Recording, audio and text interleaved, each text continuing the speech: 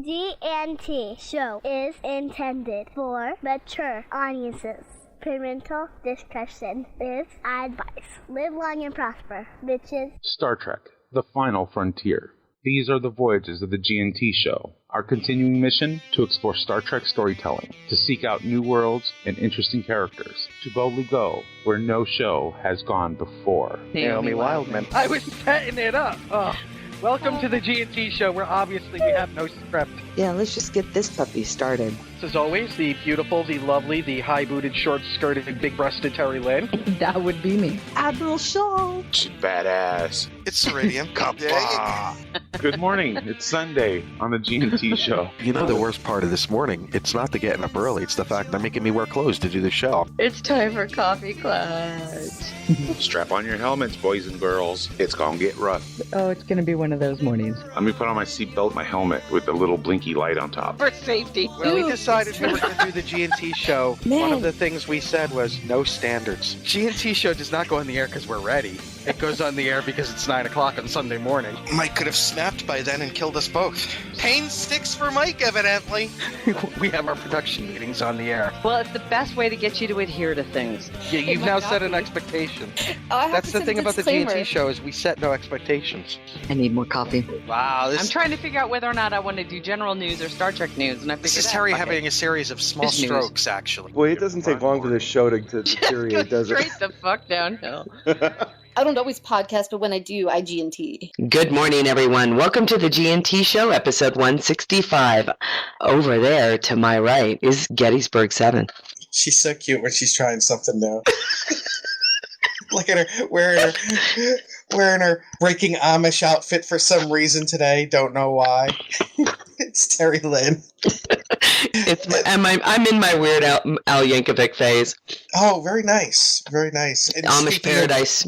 Speaking of Weird Al, what do you think Weird Al would be like? Anyway, and to my right, your left. In bed. And there he is wearing his writer's visor for NaNoWriMo, Ceridian. Kapla! Yay! My I'm fingers back. have the stomach flu. Words just keep flowing out of them. Oh, God. So you have word Ebola. That is one way to put it, I suppose. Oh my God. Good morning, you two. Nick. Good morning. Welcome back. Thank you. Nick, I missed you. Yeah, well, of course you did. Yeah, well. I will tell you, the last show before our mini hiatus there was wacky. That's what I heard. I think there were at one point 65 people in the room. I'm not sure The in the clowns, studio. the jugglers, and the dancing dogs were a treat, let me tell you. The poodle was so cute. But did you have Michael McKean as the clown of death? I wish. I love the way he sings. Big bottom, talk about bum cakes. My girl's got them. You weirdo. Oh my God. That's from Spinal Tap. I know. All right. It's been, but I have to admit, it's probably been 20 years since I've seen it. I'm just giving her the look right now. Yeah, I'm getting the over the internet stink eye.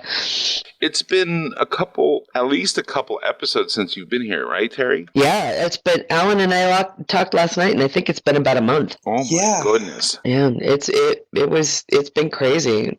You know, Yeah, 'cause Orlando you weren't was, here for the 26th. yeah, And then the week after that, aww. I know, dancing little doggy. The chat room's on fire again this morning, folks. Let's see. I'm telling you, they don't come here for us. They come here just for the chat room. Yeah. So pretty much all of the last 2 or 3 weeks of October, I was gone. I wasn't here for last week because we had to take Sori to the airport. It's a bad reason. Actually, It I should was say sad Alan to had to leave. take. I know it was. And I Alan was- took and I was him to driving the to airport. Kentucky. I went back to bed. And at the same time, I was driving to Kentucky. Yeah, and that's right. And then you had to go to Kentucky. So it was just kind of one of those crazy travel months. And but thank you guys very, very much. The vacation was amazing. It was really just fantastic. What you do? Well, we you know drank. what? Let's stop lying, Terry. What? You had to serve your time as mandated by the court, and we covered for you. Did my 30-day stint. Yeah. Mhm. No. And Orange then is the new black. Yeah. The beautiful part was I was able to serve my time at the International Food and Wine Festival at Epcot Center. It was insane. Oh wow, that was hard time. Yeah, it was hard time. It was just so full of drinking and eating. It was ridiculous. So it was very, very fun. The weather was perfect. We got to, and then Alan did a very kind thing, and that was, this was supposed to be my 50th birthday party, but because I wasn't allowed to take vacation during the week of my birthday, I put it off till October, and so this was my birthday celebration.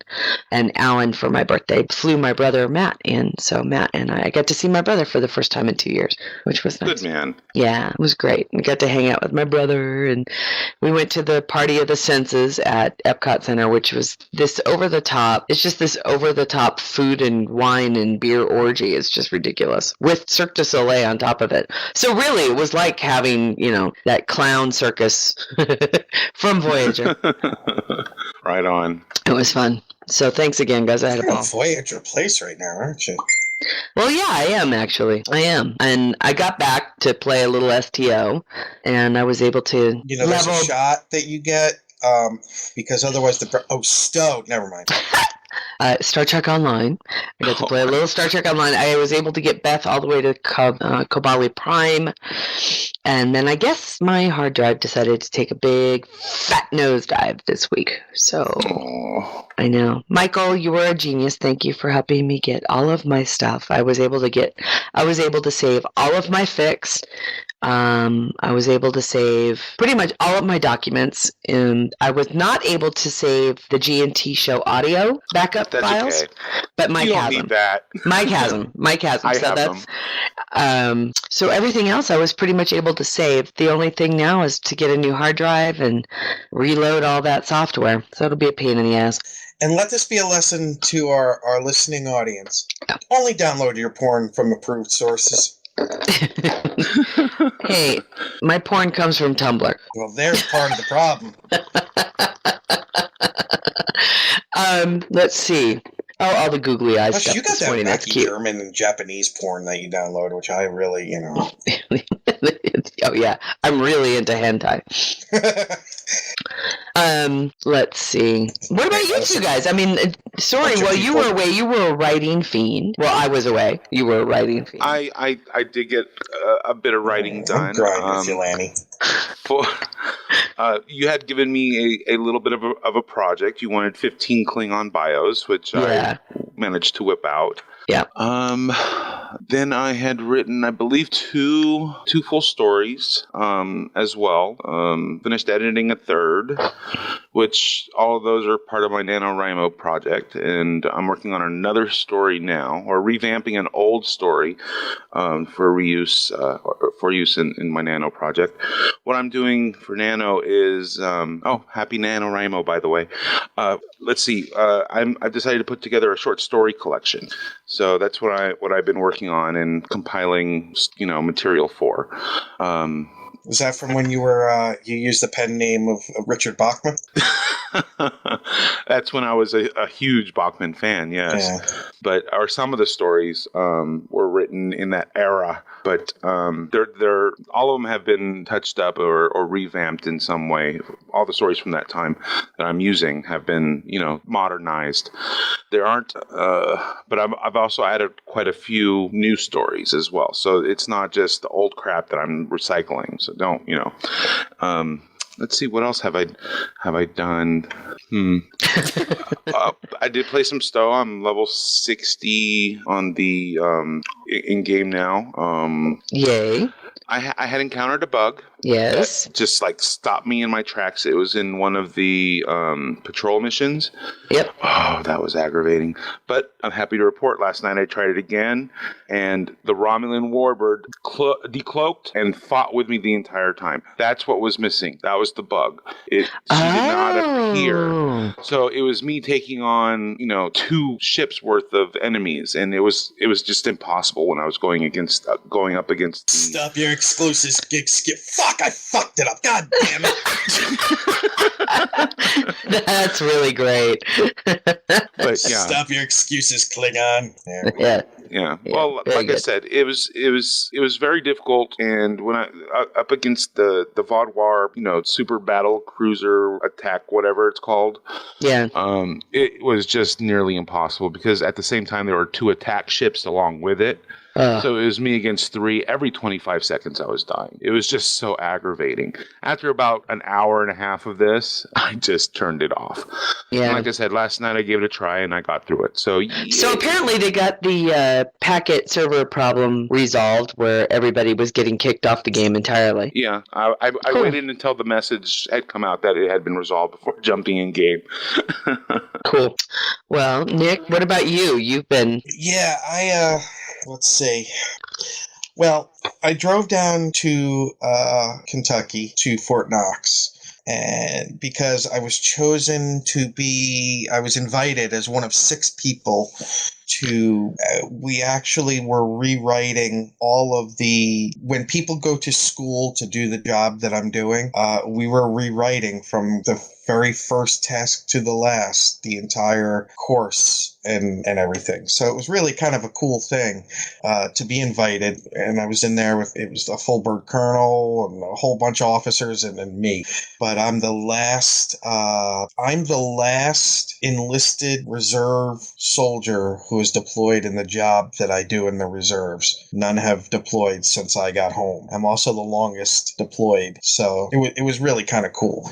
But I had to go down to Fort Knox, Kentucky, which is where the command is that does all the training and everything. Well, little interesting fact, if you've seen the movie Stripes, and if you haven't, just leave now.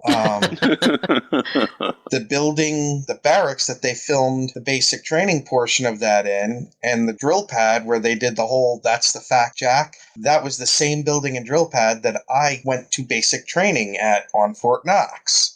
So, and like the room where they went in, where in the beginning where Sergeant Holka was like, "Your mamas aren't here for you anymore," that whole thing. You can imagine 17-year-old me sitting in the exact same room thinking of Bill Murray as Sergeant Major is giving us that speech. That's awesome. I may have had to dig my nails into my arm to keep from laughing. But so it was really, really cool to go back because I'm at the end of my career, 27 years. It was 27 years ago, September 15th, that I arrived at basic training in 1987. For basic training. So here I am 27 years later, the exact same time frame that I was there for basic training. I'm now helping to rewrite the job description that I have in uniform, that whole thing. So one of the things I was very, very looking forward to was going and seeing where I did basic training. Huh. Now, I knew that there was It's no now more Starbucks. You're a lot closer than you think, Mike. Oh, wow. Really? Oh, wow. Go ahead. Please I knew continue. that there was no basic training there anymore because in the course of the Army closing installations and moving things, they moved the basic training to Fort Benning, the battalion that I had been in. So I went over to the area and everything gone. Wow. Landscape changed everything because now the Human Resources Command building is there, which is a humongous building. Wow. So everything gone. And there I was driving around. Now I did see there's still kind of like the awning and everything for where I went to reception, where, the same room where Sergeant Holka had given his speech. And I was able to see the gas chamber that I went through and the obstacle course and the confidence course and all that stuff. But the basic training area that if you've seen Stripes, you know exactly what I'm talking about, is all gone. Wow. And it really, really bothered me. It was a long week because I believe it or not, I was really depressed that whole thing is gone. And the lovely Janice kind of summed it up. She said, "Well, look, that's a major event in somebody's life." She said, "Now it's like it never existed. They just took it away." Yeah.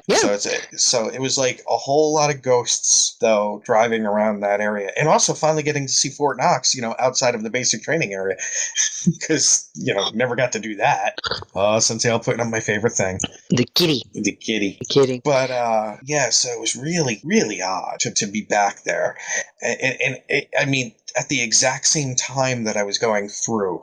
So that's like even weirder. Well, I do. I have a little bit of bad news. Uh-oh. Yeah. Well, Mike, you already know, and we told Nick last night. But one of the things I wanted to do for Sorry when he was here was to make sure that we got down to Kaboom Test Labs and did a little shopping spree and had some fun. Mm-hmm. And we pulled up, and all of the windows were covered with paper, and the lights were off. And it's a porn place now? No, yeah, it looked like a porn place, I'll tell you, except for the fact that, Urban Hot Dogs was right next to it.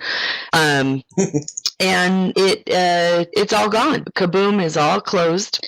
The rumor is they posted a thing on Facebook that says they're in the process of moving out of Albuquerque.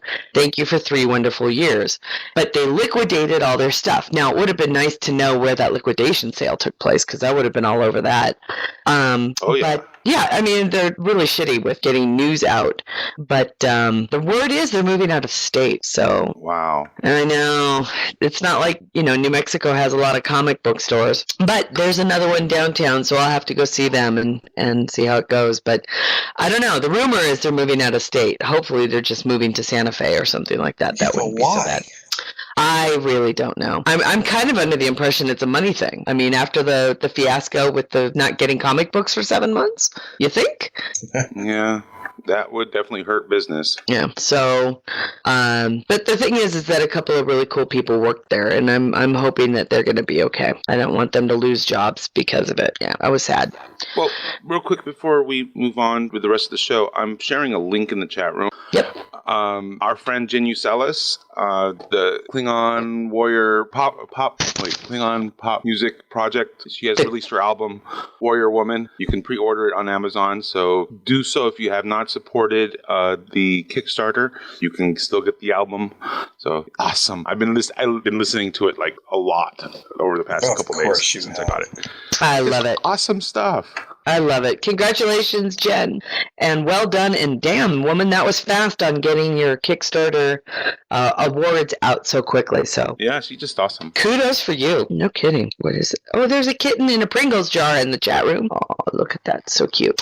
All right, shall we get to some Star Trek news? Yes, let's do Star Trek news.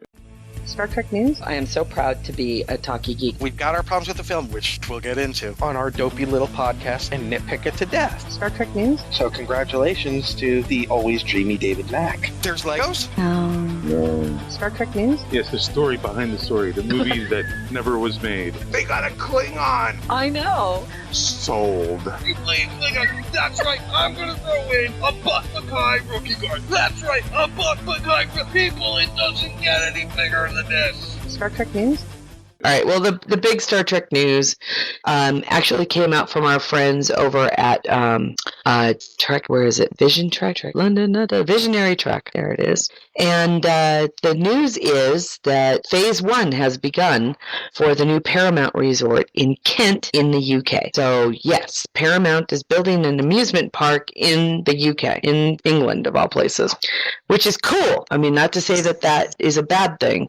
And, yes, there will be a Starfleet Command Zone. I just don't know if I would have to assume it's going to be JJ inspired. Well, from the concept art, it does look rather I think it has to be, because, the JJ movies are what Paramount owns. So I think it has to be. I can't imagine that they're going to be able to use much from the television shows unless CBS and Paramount have come to some kind of an agreement, which would be freaking awesome. But it wouldn't be outside the realm of possibilities. No. Did you hear about Sony? I mean, they're kind of like negotiating with Marvel about Spider-Man. Stranger Sony shit needs has happened. Sony needs to sell Spider-Man back to Marvel. They need to. They need the cash. I gotta ask you. Yeah. Are you guys aware of what is going on between Marvel and Fox? No. What? Tell us. They're canceling Fantastic Four, Marvel, the comic. Okay. Because there's a new Fantastic Four movie coming out. And basically Marvel's saying, fuck you, Fox. we're not going to do anything that would help promote your movie since you won't deal with us. And then... Oh. Welcome to how Disney operates, you guys. I'm sorry I'm laughing, but this is the mouse. And this is how the mouse works. You don't mess with the mouse. Better.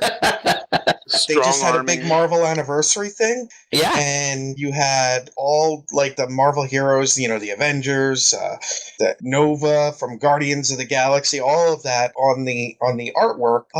Let's see, who was missing? The first family of the Marvel Universe, Fantastic Four, and oh my, there were none of the X-Men, their biggest selling title, because Fox owns the X-Men. Right. Well, they have license to them. Yeah, right.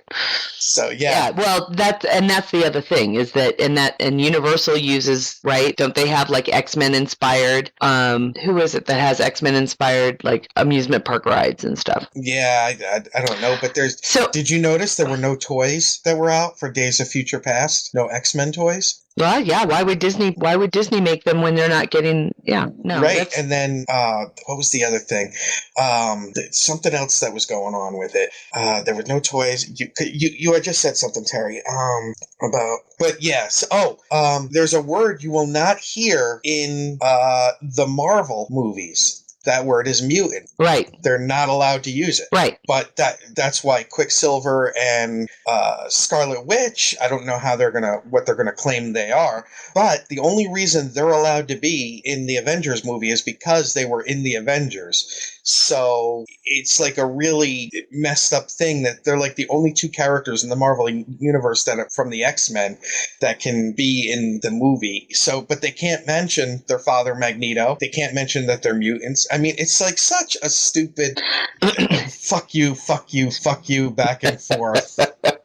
And all I can do is laugh because this is exactly what this is how it is. And this is how it is. Did you notice they killed Wolverine in the comics? Yes, I saw that. They pretty much, that's pretty dead. based on what I had read that they had done to him, that's pretty dead. It's not like Fox has been. It's not like they're part of the Marvel Cinematic Universe, so I don't think it would hurt. Look, Days of Future Past was such a hit and such a good movie. Yeah, that it's not going to matter. But no, but this is how the mouse works. I'm just saying. Well, it's also how now that's just for the movies. They don't own the comic book. That's the comic book side of it. That's like doing all that to spite Fox. Disney owns Marvel, comic books and everything. I thought it was just the studio. Nope, the whole thing. They're a wholly owned subsidiary of Disney, just like Pixar, just like Lucasfilm. Did you see Dayton? They own the characters now. What was that? Did you see Dayton put out the leaked trailer for The Force Awakens? No. Yes, I did. No, I knew what it was going to be before. I didn't even have to bother. I knew what it was going to be. I have not. So don't. Alan, it doesn't know. I don't know. Maybe he does. They chose the name for the next movie, which is Star Wars 7: The Force Awakens. I don't mind it. I think some people are giving it too much shit. It's better. I actually like it a little bit better than The Force Unleashed or whatever the earlier rumor was. But Force Unleashed, I thought that was a video game. Alan and I watched Star Wars Rebels yesterday on Disney XD. Holy crap, that's a good show. It is. Is it? Yeah. Because our friend Darnell Davis posted about it. He was like, can't get into it. Not sure what's wrong with me. Yeah, I actually got kicked in the nuts yesterday at the very end of the last episode, or one of the episodes where a major character or a character that I think is kind of key to the whole story. And I kind of went, oh, cool. I'm glad he's in this show. And the thing is, they got a lot of people to do the voices for their characters. So it's really brilliant. Yeah, because they got Disney money. Yeah, I know. Speaking of which, let me just say this. And I say this, and I mean this with all the love in my heart, and as a huge fan. And I mean this in a most positive manner. And I'm not being sarcastic when I say that. Hey, Arrow writers, fuck you. Holy shit. Okay. You've got a pitcher that throws a fastball, they throw a changeup, they throw a curve. How many throw a curveball at 100 miles an hour? Well, that's what they've been doing. Holy shit. At the end of last week, I'm sitting in my hotel room and, oh my God, there's another thing. This hotel that I stayed at, Squirrel. It only got about 4 channels, 5 channels, literally. 6 if you count Univision, which I did watch a lot of. I have no idea what they were saying. Like, damn, the women are hot. But, okay, so the channel's marked as CNN, but it's and MSNBC. So the channel's marked as something else, and it's something else. I was like, really? But anyway, so Arrow writers are just crazy good this year. Cool. Go ahead. No. I was just going to say, okay, so we've talked about DC characters. We've talked about Marvel characters. We've talked about Star Wars characters. Now. In the Star Trek news segment. Yes, I know. I tried to get Star Trek news started, but you know how we are. Yeah. We just kind of went off. Yeah. Oh, well, either way, the Paramount London will feature 50 rides, including 12 major rides, hotels, the largest indoor water park in Europe, a theater, a business facility, and more. It's expected to run £2 billion to build, and they are in those first stages of probably environmental impact. But it's also expected to create 27,000 jobs. Right the grand opening is set for Easter 2020, and construction is expected to start in winter 2016. So that's big. That's big news. That's awesome. Yeah, congrats to Paramount.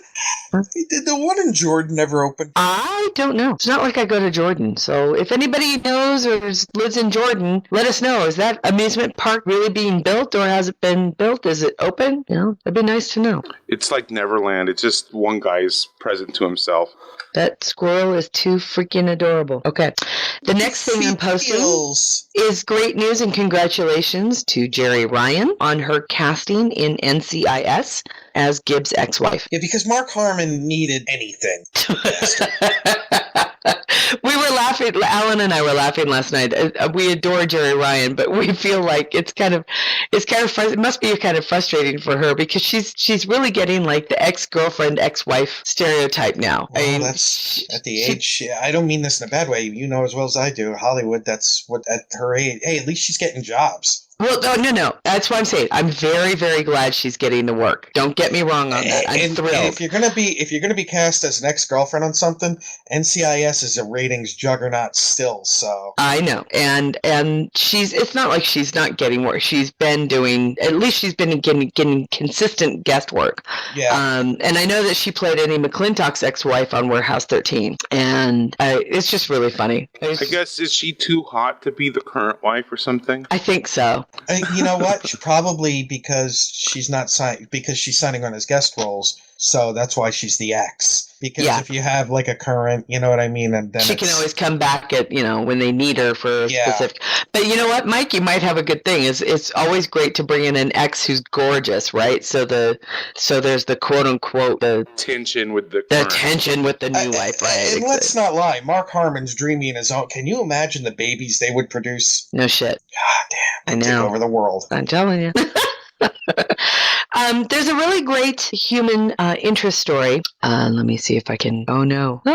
Where did it go? Lost okay, there in it a is. sea of No, cats. I found it. I panicked. And Sunsail is back to coming and going. Oh, poor thing. It's me, isn't it?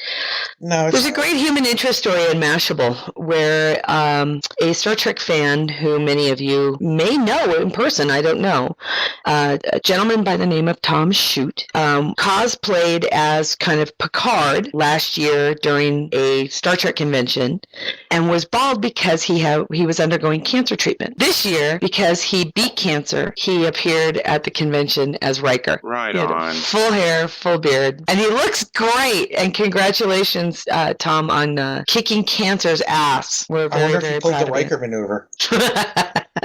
I don't think that's appropriate for me to ask. The uniform fills him better as Riker, so awesome. Yeah, I'm very happy for him. Let us see. I heard, and both StarTrek.com and Trek Today, I'm going to put the link for Trek Today into the chat room. There's a new Star Trek merchandise maker, so you can personalize your own Star Trek merchandise. Oh? I know. Isn't that cool? Says there's an online platform that allows, oh, by the way, it's only for fans in the UK. UK. Yeah, to create their very own personalized merchandise. The 5-step process will allow fans to create their own merchandise. To begin with, the fan chooses one of the following themes, so it's one of the shows, or ships.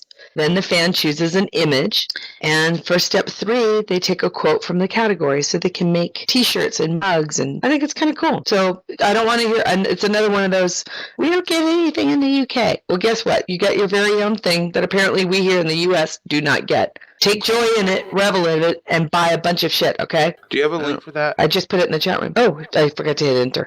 That would help.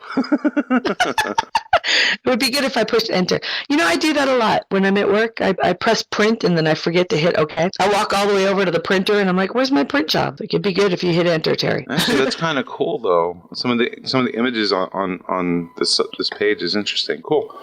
Midnight Shadow says he'll take orders, but he's going to charge a 50% added cost. Yeah, there you go, bud.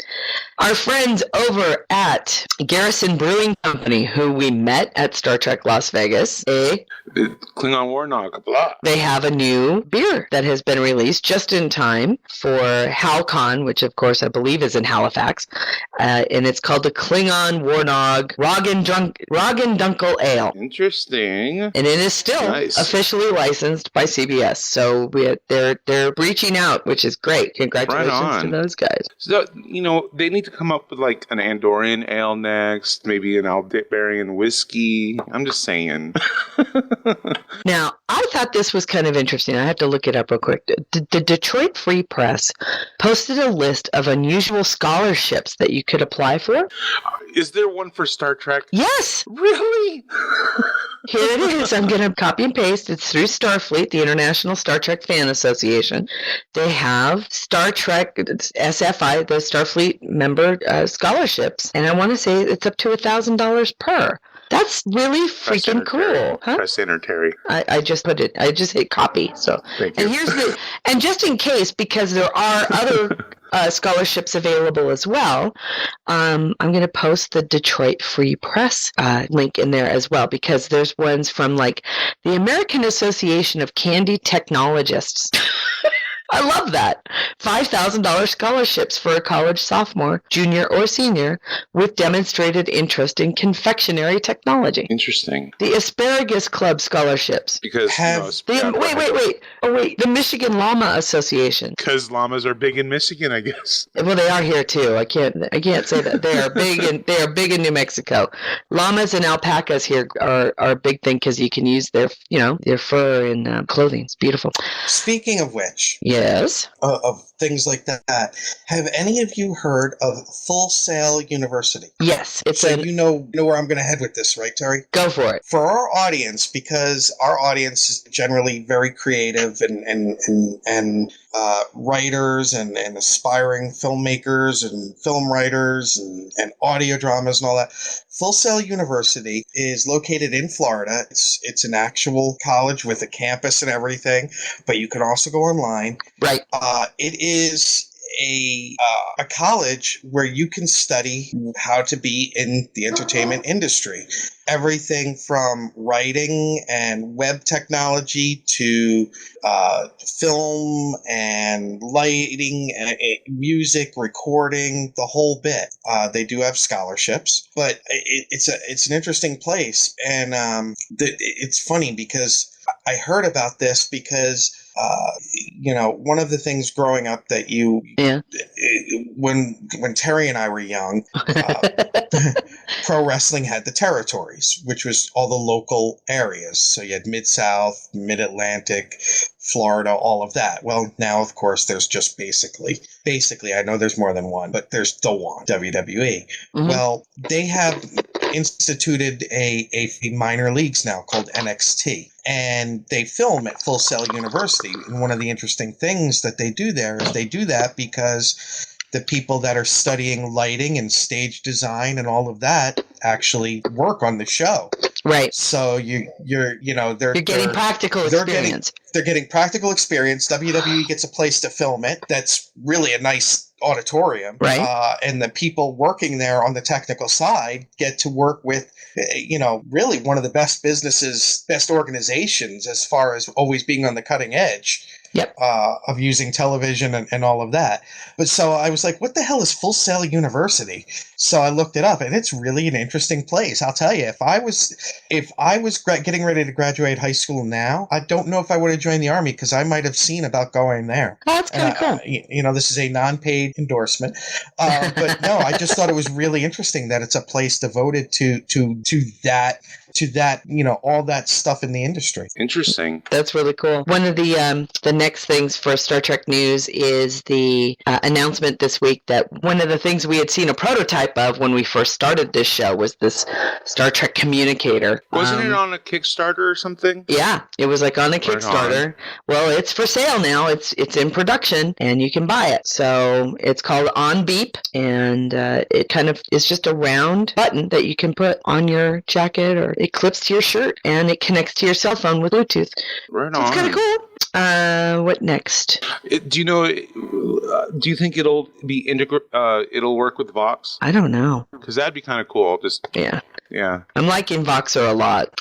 I know that we saw this while I was away. I don't know if you guys got a chance to talk about it, but did you see how that fan has taken the original series and now Star Trek: The Next Generation and has shown them it's kind of through them to show what it would look like if the scenes were done in widescreen? No. Okay. You guys have to check this out, because the guy put a shit ton of work into it, because it's beautiful.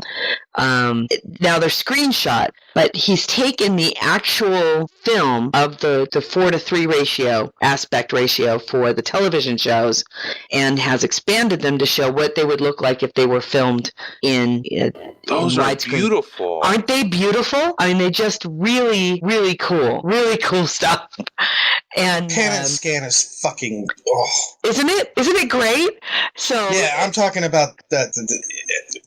Pan and Scan when they take a widescreen to make it fit the TV. Yeah. I mean, look at this. Look at how beautiful this is. And this is somebody who has taken true film, true 4:3 aspect ratio, and has been able to take the same set off, even when the camera is offset and whatnot, and put it all into a beautiful. This is a lot of fucking work, and it's freaking awesome. And I'm just so taken with it. It makes me want TNG in widescreen.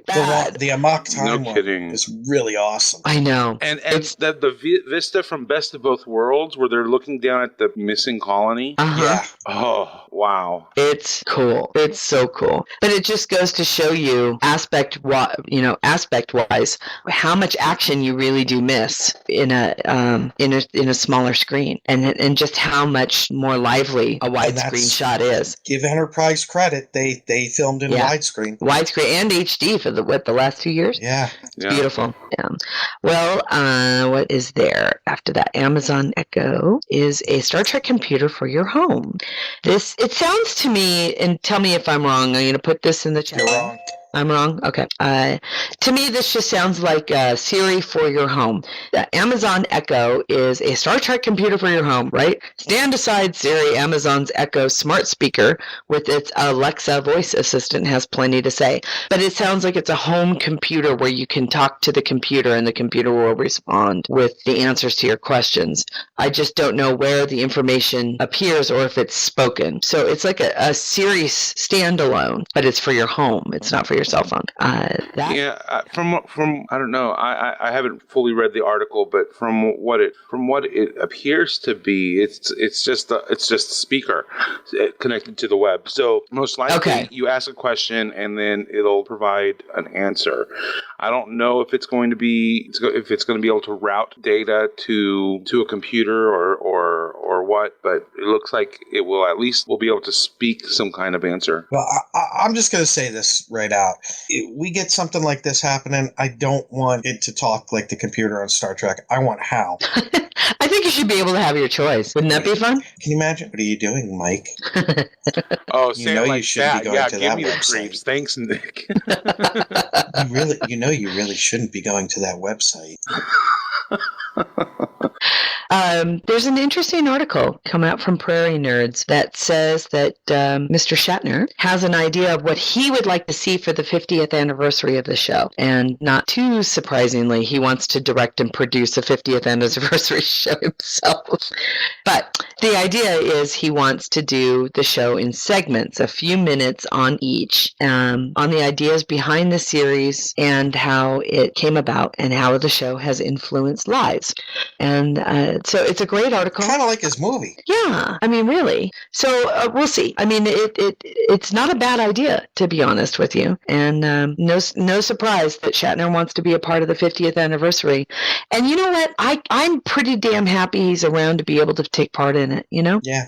I think I've alluded to this before, but I'm going to say something that there's people that will throw things at me, but I really don't give a damn. Well, then you say it anyway, so why preface it? We all love George Takei, right? I do, and it's Takei. Whatever. Well, for the purposes of what I'm about to say, it's Takei. You know, every time he goes on a show and he shit talks still, to me it kind of diminishes him.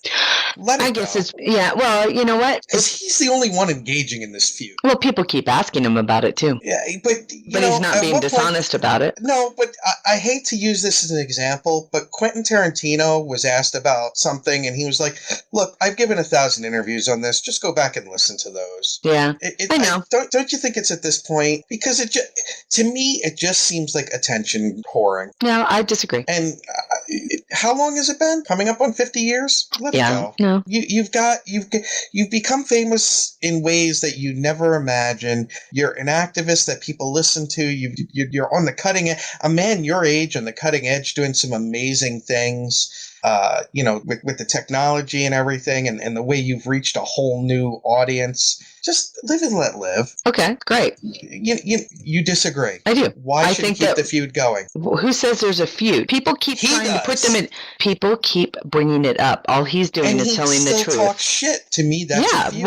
There's more What's than to that. be gained? What's to be gained? What's to be lost? Respect. From whom? Fans. People who don't take him for who he is? So, big deal. Don't take him for who he is. What does that have to do with him dogging on Shatner every chance he gets? Well, because apparently, in his point of view, Shatner's a douche, for which I have personal experience with as well. That's fine, but you don't think it makes him look small to constantly be saying it? I don't know. Would you think I'm small because I think he's a douche? Are you going on media outlets all the time saying? Well, if somebody kept asking me and I kept telling the truth, in my opinion, I think he's a douche. Why should I be? I'm just telling the truth, and people keep asking him. People keep asking him for him to sit down and say, "Oh no, he's just stop talking about it." Okay, that so Shatner's the a douche, situation. but he's not a douche for answering this question all the time instead of just saying, look, I've talked about this before. It is what it is. I'd rather talk about boom, boom, boom. Well, then that's his choice. And if you respect him less, then that's your prerogative. I just think it diminishes him. No, I disagree. Because it's very petty.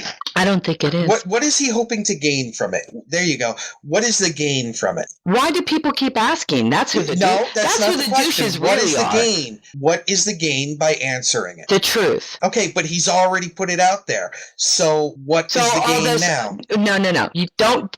We're not going to dig into this today. All I want to say is, why are people bringing up all this old shit? That would be my response. Because they know he'll answer it instead of not answering it. Exactly. Duh. They want to sell. So does he. So does Shatner. It's not like Shatner poo-poos it either. How would we know? Because he's just as. So you're saying that every media appearance he's on, he's talking shit about George. If he's asked, he doesn't hold back either. Show me anything recent where he's talked shit about George. I would like to really find out why hasn't anybody asked him about George. Who knows? He may say, Why is it? Why do the media outlets ask George, but they don't ask Shatner? Why do they respect Shatner more than they do Takei? Is it because Takei is gay? It's like, look, we can talk about the issue. Are you serious? No. It's a very valid question. Is it it's because they know he'll talk talk about it let me and he'll talk. talk shit. Let me talk, Nick. Are they asking the question because he's gay and they know he's going to give the answer? Yes. What does his being gay have to do with him thinking Shatner's Because a douche? it's the quote-unquote issue, right? It's the issue. Oh, Takei has an issue with Shatner. Let's ask him because he'll give us the dirt that we can have and we can sell. What's it have to do with him being gay? They don't ask Shatner. Why not? Because maybe beforehand he tells them, look, I'm not going to engage in it, so don't even bother. I don't know, do you? But you don't know either. But why are you saying because he's gay they're not asking him? No, I'm saying because he's gay, because they're asking him because he's gay. They're trying to make it's an issue. It's the same thing with any other quote-unquote issue, capital I issue. They're only asking him because that's what causes the sales. I'm thinking this is more of a media thing than it is a Takei thing. It just goes to show exactly how bullshit media outlets work. But he talks about it. But he talks about it on his own at conventions everywhere. He's not just. He will just throw it out there. He talks about his homosexuality and his social justice ideals. Yes. Does he go around and outwardly say, "I think Shatner's a douche"? No. If people ask him, "Do you think Shatner is a douche?" he says, "Yes." No. Yeah. I don't think it has a damn thing to do with his being gay. I think it has everything to do with it. There's a good point. I think that's his quote unquote. I think that's Jessel brings up a good point. God damn it, Nick, let me finish a sentence. I think it has everything to do with the capital I issue that Takei is, and he represents, and he is a leader for. It's the same reason why women who call themselves feminists are always fucking asked about their feminist stance instead of something else. It's the issue. It's what the media focuses on. They only ask him that because that's what he is represented, so they don't want to let him out of his little characterized box. And there's Takei, he's gay. Let's ask him about how he and Shatner didn't get along because he's gay. And then he's a terrible businessman because if he's got all these projects going on, that's where he tells them, no, I'm going to discuss this and this and this, not Bill Shatner. Okay. So he wants to talk about it still, something that happened 50 years ago. Well, you know what? He was also in the fucking camps. Should he stop talking about that too? You're going to equate working with Bill Shatner to living in a relocation Why should he have to stop talking about experiences in his life? You don't think it makes him look small to constantly... No, I think it's him telling out and calling out his life, how he's perceived his life, and the bullshit he's had to put up with. What does it... So now you're equating that working with William Shatner was the same as living in a relocation camp? No, I'm saying that William Shatner was being a douche at a time and throughout his whole damn life. And that's what George Takei's experiences are. Okay, why should he have to shut up about them? Oh my God. Oh, don't worry your pretty little head about it. That's exactly what you're saying. No, I'm saying we know how you feel. And I don't want to hear it anymore because it makes me feel uncomfortable. No, it doesn't make me feel uncomfortable. It makes me feel like he's being a big douche by constantly talking about it. And why? Because why? What's to be gained from talking about it? Why? Why does it bother you that he talks about comes out of it? Is he hurting Shatner at all? His life? His career? Probably not. Is that what he's doing it for? No. Is he expressing himself and his experiences of his life? Yes. Even Walter Koenig said that some of the stuff he's done has been pretty much just Walter for publicity. Koenig is a much more private individual, that's all.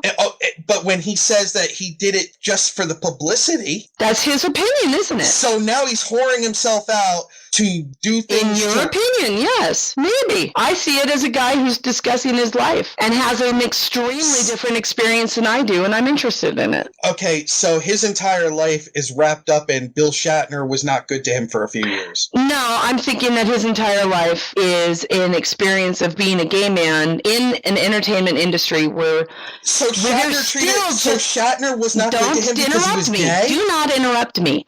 No, you're saying Shatner wasn't good to him because he was gay? Yes. So then why wasn't he good to Doohan? Because Doohan was gay? Oh, no. Why wasn't he good to Koenig? Because Koenig was gay? No.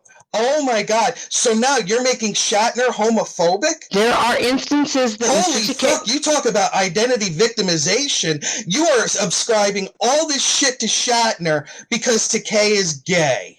I'm subscribing shit to Shatner because Shatner has been a douchebag personally to me in my life. To everybody. And so why is it so bad to call him for what he is? How many other people are going on every media outlet they can, still talking about it 50 years later? Because people are still pissed. People hold grudges. Then people need to fucking grow the fuck up. And you and I both know it. Oh my God. You have now said that William Shatner is homophobic. In my personal experience, he was a dick to me. So he's homophobic because... And he was a misogynist. You bet your ass. Interesting that's what you... how many times do I have to tell this fucking story? It's not about you. We're talking about Takei. And me. You have now said that William Shatner treated him bad because he was He's gay. an asshole to everybody, and you're telling all of us that we shouldn't have to say anything about it. You're telling George Takei he doesn't have the right to talk about his life experiences with a guy who treated him like dirt. But you are the one that just said he treated him like dirt because he's gay. I think that was a lot of it. I think he treats women like dirt because he doesn't have the same respect for them as well. You are engaging in the worst kind of victimization I am not. I'm calling a spade a spade. So William Shatner hates gay people. I think William Shatner has issues and has had issues with a lot more than just gay people. Wow. That is... Talk about facts not in evidence. Why is that not in evidence? I'm talking about very specifically George Takei's being gay is why he treated him like he treated. I said that was a reason. Everybody else was treated the same way, but yet... No. I'm saying that he hates a lot of people for a lot of different reasons. He didn't like women. He certainly didn't like me. Well, if I was accused of being a gay hater, I'd treat you bad too. You have said that he treated Takei bad because he was gay. I think that's a reason that he was treating him ill, yes. What proof do you have of that? That's what Takei had said. Oh, Takei has said many things. And so we shouldn't believe him. You're the one that says this is going on. I'm saying that George Takei has a right to say what he wants to say about Shatner. The same way that anybody else who's mistreated or is treated ill by somebody else. No, that's not what I'm saying. I'm saying Terry's engaging in that. No, I'm not. I'm calling him for what I believe it is. I'm just saying. You're saying that he treated Takei bad because he was gay. I'd say that's part of the reason, sure. He treated women like shit. Why? Because he loved women? He loved women in a certain way that we don't appreciate. So then why did he treat Doohan bad? Because of fear. Because he was an asshole. Because he was an asshole. It has to be because he was gay. I'm saying that's a factor, yes. You are way reaching on that. Maybe he just wasn't a good person back then. And I'm saying that he has a lot to prove. And there goes the thing. Why is it all of a sudden he turns 80 years old and he's like, oh, he's a good person now? Yes, he's learning a lot. And some of the things that he said in the conventions over the past couple of years, absolutely, he sounds like he's really trying. But the fact is that he's trying to make money the same way Takei is. Is George trying with him? I don't think he's not. I think he's taking advantage of the situation. Yes, and I said that before. But when the media brings it up, he tells the truth. He knows damn well it keeps him in the news. And if it keeps him in the news, and it keeps a civil rights leader, which I do believe he is, out in the news and out in the forefront and keeping the damn issue in front of the people, we are finally getting some equal rights for the LGBT community because of him. Well, then he needs to thank Shatner for keeping him in the news. Because if that's why they want him on to talk about Shatner. And so Shatner can come out and say, because I was so amazing, and now we have LGBT. You can't have it both ways. You can't say he's going on to talk about Shatner to get noticed, and then when positives come out of it, not give Shatner credit for it. So what we need to do is raise a monument to William Shatner for LGBT. Look, I'm not even a fan of William Shatner himself. I'm saying that when you go on every media appearance, I think it makes him look small to constantly be doing it. And I said you have a right to think that. I just disagree. Because you want him to keep being a victim. I don't think he's a victim. Sure he is. When he talks about how how 50 years ago Bill did this. That's victim. That's being a victim. And talk 50 about years the ago, he positives was that are going on. in a concentration camp built by Americans. Holy fuck, you're equating that with Shatner not letting him have a Why is his line? life experience different? Why is it different? Why is the treatment by one bully different from being treated bullied by another one? Okay, so There is no Shatner, difference. you're full of shit. Shatner taking away lines is bullying. Him going on media outlets and talking shit about nothing but Shatner is being brave. No, that's bullying too. No, it's telling the truth, Nick. Fuck. Telling the truth, going on and constantly talking shit about somebody, at a point it gets to being a bully. But hey, identity is everything, so you can do it because two wrongs make a right. Constantly talking shit about Shatner instead of talking about other things and being uplifting. No, wanting to still bag on Bill is uplifting and it's positive. I'm just saying he has the right to call what he wants to. So and it doesn't, it's funny when people that are bullied start to get the ability to do things, they become bullies. But no, it's okay because it's life experience. So we're not going to say that that's a form of bullying too. No, it's called being intolerant of intolerance. I don't have to sit here and say it's okay. You know what? Being intolerant of Nick, intolerance you're crossing a is line. saying he did this. You're crossing a line. I've discussed it. No, I'm saying you're crossing a line. Yes, and he's crossing it, and he's bullying now by every chance he gets, talking shit about something that happened 50 years ago. Welcome to the fucking world. Fuck you, Kush. Fuck you. And I'm going to say it, okay? Because all you people are like, oh, he has this. At what point does it fucking become, just move on and talk about the positives you're doing? He's not getting anything positive that I can see out of it except publicity. And you know what? If you don't have a fucking career that you can talk about in film and TV, then talk about your other shit. But something that happened 50 years ago, you know what? It was a guy that took lines away. And don't you dare fucking equate living in a fucking camp to Bill Shatner taking away lines. He did not. You know what? You went and fucking did the Green Berets. Why don't you talk about fucking Gene Roddenberry? If you're angry with me about that, take it out on me. Because you were on the Green Berets. Oh, there you go. You feel better now? Because it's just it's another form of bullying. But we can't say that because we'll offend the LGBT community. There you did it. That's what you're doing. No, I disagree. Of course you do. Because? Of course you do. Because what? Because it's easier to be the victim. And that's what he's still being. Oh, no, you just said I was. No, I'm talking in the general. The royal, all you people. The royal we. And it wasn't him making the... No, I'm talking about all the people in the chat room, too, who are telling me Nick, I don't understand. Nick, you're telling me. You just said that he was the one making equations between Mike, Shatner's... are you still here? Yes, I am still here. Okay, just wanted to make sure. You're pulling the equation that somehow he's the one saying that his time in the camp was equated to Shatner. No, you're saying that. I wanted to make that clear. I was the one who said that. No, you said that. No, I never said he said that. Okay, I wanted to make sure that people understood you weren't making that. No. Because that didn't. I don't think that came out the way you wanted it to. Oh no. You said that living in the camp was It's just really, really frustrating. It really is very frustrating because I don't see him as using it.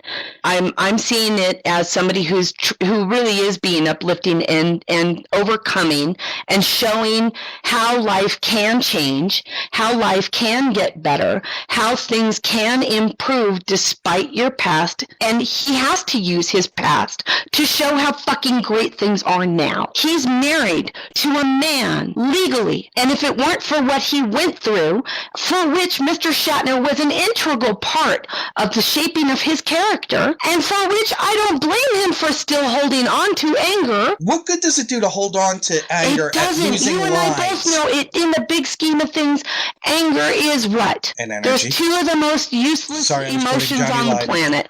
Anger and guilt, because all it does is proceed and continue on. You are correct. It continues on with the cycle of bullying because you're told. But the thing is that most bullies are created because they hold in their anger and they stop talking about it. If you keep talking about it and you keep letting it out and you keep discussing it in a healthy form as opposed to really turning around and hurting other people, you stop this. You stop the cycle. And I believe in my heart that's what he's doing. And yes, it's unfortunate that Mr. Shatner has to have it brought up over and over and over again. But that's what happens when you're the douche to begin with. And I think he has he ever? I don't know. I don't know. All I know is that if I had the ability to go back to Shatner and say, oh, by the way, do you remember when you treated me this way and when you said what you said to me? Would he apologize? I hope so. I think he would. Would he mean it? I don't know. Everything I've ever heard him say was that Shatner took away lines and all this. He never, on a human level, was bullying or it was professional. It was like the whole. And the whole thing about him saying that Shatner didn't want Sulu promoted, I've never understood that. But I've never gotten the sense from him that it was that he threw slurs at him or anything like that. I'm trying to think of how to say it. And again, I mean, have you heard that he? I had heard from many people that he was that way with many people, and what's worse is because of my personal experience, I have to make that equation. But we don't know. No, of course not. I wasn't there. The only thing I've ever heard George say was that it was like about counting lines and all of that. Well, I think there's a lot more information that you're really missing. Because that's what he's still talking about if you go to StarTrek.com or whatever. Yeah, I think that there's a lot more that's what missing. I'm saying. 45, 50 years later, you're still angry that lines were cut? I am. Listen to me. Then why not be angry at the studio for taking him out of a whole bunch of episodes? No. Because let me finish then. Because he was delayed in the Green Berets. I think that you are missing a big thing here. I think that there's a lot more information about their relationship, what was said on a personal level, things that he may not be coming out with and saying in a public Has forum. he ever said that Bill Shatner was homophobic to him? I've heard many people say that he said very horrible things to many people, including Mr. Takei, including for reasons, including sexuality, talent. I mean, he was just, and again, and how he treated the women and what he believed they were good for. So yeah. Well, did he expect them to make a grilled cheese sandwich? Plus some. I'm sure they expected him to. Because yeah, I have to, because anytime I read something with it, it's always about lines and screen time. Yeah, I recommend you dig a little deeper. What? I mean, Jesper, you okay? For Mr. Jesper. Oh. They're having their own conversation in the chat. Yeah. Yeah. What else is new? So, yeah, I think that there's everybody. I think there's a lot of information you're missing. How's everybody doing today? Oh, it's been a while since Nick and I have been at each other's throats. It has. Wow. Yeah. Do you guys feel better? Me? Oh, shit. It's just me and Nick, dude. Getting it out if I didn't know him the way I knew him, I might have hung up on him. That's fine. Lanny's lost all respect for me, so well. Lanny, I love dearly. No, she said that. Yeah, I know. I love Lanny. And but Rose McGowan. Read what Rose McGowan said this week. I think Rose McGowan made an amazing point. About what? Just go look up what she said, because Lanny, it fits into Lanny losing respect for me. Oh, wow. Okay. Well, seeing as that we had that uplifting conversation, knock down, drag out. See, I just don't know how we're supposed to follow this up. I am not here. I mean, I know we don't have an ass date, do we? No, I haven't seen one. Yeah. So, oh, you know why? Because he was going to reply to one about Gamergate, and then he doesn't want to get doxxed. Oh. That's basically what it comes down to. Oh, yeah. Well, since you've mentioned Gamergate, yeah, let's talk about this book, Mike. We're supposed to be talking about books. Books. They're What's these a book? bound things with paper and words. I've heard tales of the dead tree format, but I don't believe them. No, you're wrong. They're this thing that you put on your Kindle. Amazon, ebook. If you haven't bought it, I will cunt punch you. That's a great line. It's a good line. Do you read Star Trek novels? I'm sure Swallow has some stories he could tell us. I love big books and I can't lie. That's one of the really good things in life. To me, as long as it's enjoyable to read. That's a good book. Wasn't it a good book, Mike? It was. That's because Mackenzie Calhoun is badass. No, it is not a Cardassian generational epic. I was like in heaven. It's really good. Right on. Yeah, I've been reading a lot of novellas actually, and one of them was the Terry Erdmann, Paula Block Ferengi story, Love's Latinum Lost. And I'm interested to see how this goes with Gamergate. Although the story deals with the publishing industry, or according to the story, the Hollow Suite publishing industry, it relates to gaming in the sense that it's dealing with sexism. How in the story it deals with how Hollow Suite programs are developed, for the male consumer and whatnot, which totally, for me, it related to what was going on with the Gamergate. So, it's a good story, and I think you should definitely check it out. It's got Quark, and it's got him going on an adventure for Vulcan Love Slave #4. And really good story. So yeah, got to check it out. It's Love's Latinum Lost and Found by Paula Block and Terry Erdmann. I'm really looking forward to reading this, especially in light of what's been going on with Gamergate. And the fact is that their book ended up being far more relevant at a time than they expected it to be, I think. Talking about things lining up, stars lining up. No kidding.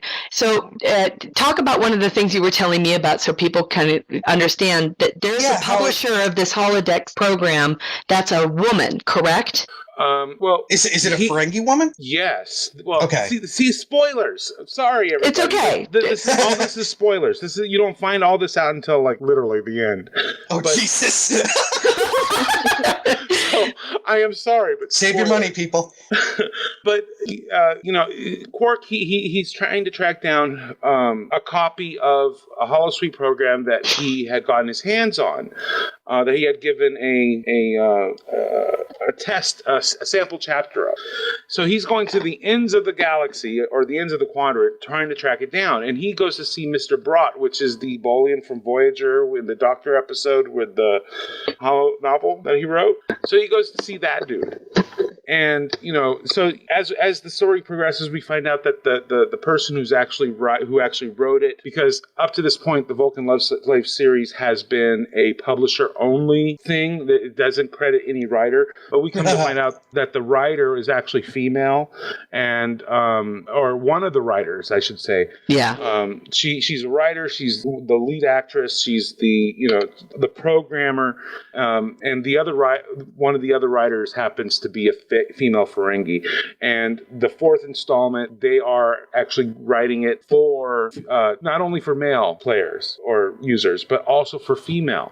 And depending, in the story or the Holosuite program, depending on who you're playing, if you're a female and you're playing the Holosuite program, you get a totally different experience. And as I was reading it, I was seeing some of those female influences coming into play. Although we were seeing it from Quark's perspective. It goes straight to the heart of Gamergate. Yeah. Mm-hmm. It is straight to the heart of Gamergate, which is these are holodeck programs that were written for quote unquote men or people of that persuasion, right? Or people of a certain But Terry, thing. Gamergate's all about ethics and journalism. Yes, you know what? Don't try and confuse it. Oh my God. And that this programmer actually started to want to widen the programming for these holodeck things into Terry Urban and Paula Block. I don't even know. Do they even know? Do they even understand? Well, they had to have written it a year ago. So this was written. Did it just come out, Mike? Publishing industry. This came out a few months ago. This was written as a commentary on the publishing industry, I believe, because they're not really. They don't actually say Simon and Schuster, but they say Broughton Forrester.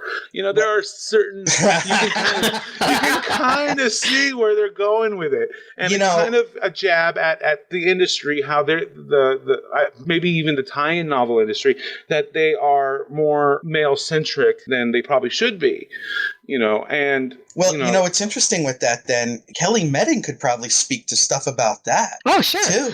Because there was just a thing she posted on her Facebook about a girl who's never written a book and she works as a waitress who's gotten $1 million book thing to write a novel about a waitress. And then I look at somebody like Kelly who they've got and everything, and then her stuff comes out. They put out a single tweet and then they say to her, well, you're not selling as well as we thought. And then they try and say, well, it's you.